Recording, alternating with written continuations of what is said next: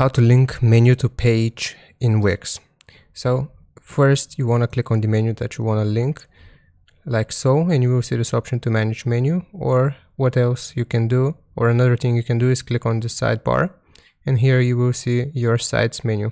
So if we want to link it to a page, so all we have to do is select the menu that we want linked, click on the three dots, and here we will click on change link.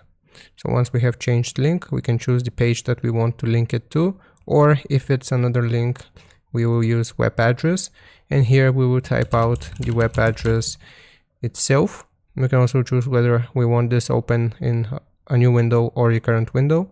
And basically after you have done this, all we have to do is click on done here, and then now if people click on this, they will be referred to YouTube. So that's how you link a menu to page in Wix.